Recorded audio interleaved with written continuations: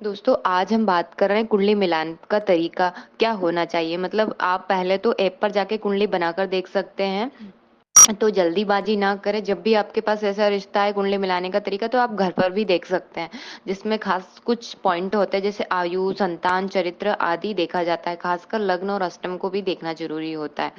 और संतान के लिए पंचम भाव भी जरूरी होता है क्योंकि ये पीड़ित हुआ तो फिर संतान नहीं होती है या प्रॉब्लम होती है उसमें। तो कुछ चीजों को यहाँ पर देखना जरूरी हो जाता है। नमस्कार दोस्तों, मैं प्रज्ञा आपका हार्दिक स्वागत करती हूँ अपने प्रोग्राम में। दोस्तों मेरे व्हाट्सएप नंबर है, यदि किसी को भी कुंडली से रिलेटेड जानकारी चाहिए, कुंडली बनवाना हो, तो आप इस पे संपर्क कर सकते हो और इसका चार्जेस है। और यदि मेरा प्रोग्राम आपको अच्छा लग रहा है तो लाइक करें, शेयर करें, प्लीज सब्सक्राइब जरूर करें।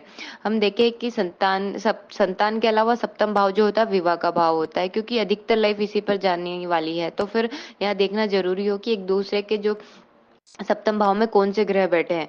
वैसे ही लग्न का मैच करना जरूरी होता है। जैसे मानो गुरु या बुध का लग्न हो तो स्वाभाविक है सामने वाले का लग्न भी वैसा ही होना चाहिए।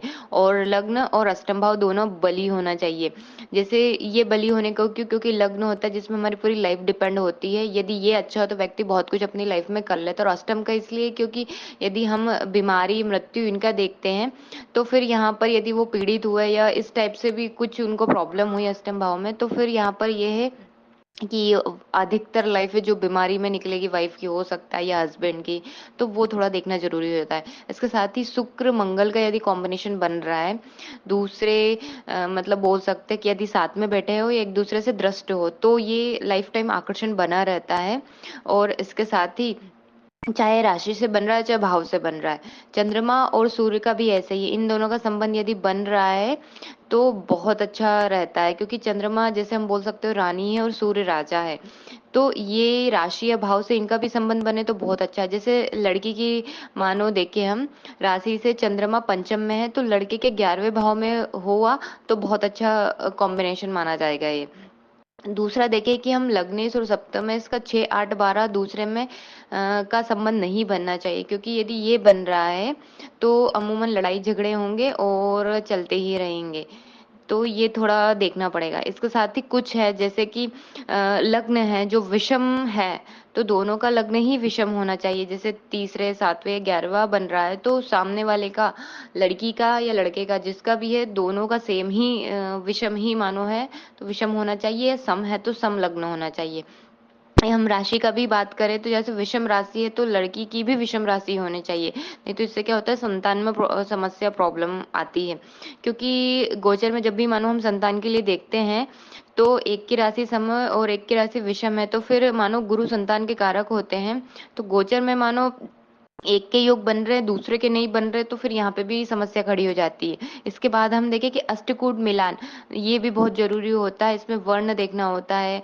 इसके साथ ग्रह मैत्री भी आप देख सकते हैं। मानो 3 अंक है तो फिर भी विचार कर सकते हैं, 3 से ज्यादा है फिर तो ठीक है। इसके साथ ही गण, वर का जो गण है और कन्या का जो गण है वो देखना जरूरी होता है। क्योंकि मानो एक का गण राक्षस है और एक का गण मनुष्य, तो फिर स्वाभाविक है जो राक्षस वाला है वो लीड करेगा और मनुष्य गण वाला बेचारे को बहुत कष्ट झेलने पड़ेंगे। और अमूमन लाइफ टाइम इन दोनों को बहुत ज्यादा प्रॉब्लम आने वाली है। ऐसे आप देख सकते हैं लड़ते झगड़ते या बहुत ज्यादा एक डिपेंड हो रहा है बहुत और एक हावी हो रहा है, वैसे देख सकते हैं। नाड़ी दोष सबसे ज्यादा जरूरी होता है यहाँ देखना। यदि नाड़ी दोष आ रहा है तो 100% फिर है कि आप थोड़ा सोच ले, विचार कर ले या पूछ ले पंडित जी से। क्योंकि यदि ये नाड़ी दोष आ रहा है तो फिर मानो संतान होने में बहुत दिक्कत आती है। और यदि होती भी है तो फिर कन्या संतति ज्यादा होती है, ये भी आप देख सकते हैं। इसके बाद मांगलिक थोड़ा सा देख लीजिए। मांगलिक जो जन्म कुंडली है उससे भी और चंद्र कुंडली है उससे भी, जब भी मंगल पहले, चौथे, सातवें, आठवें, 12वें भाव में होता है तो व्यक्ति मांगलिक होता है।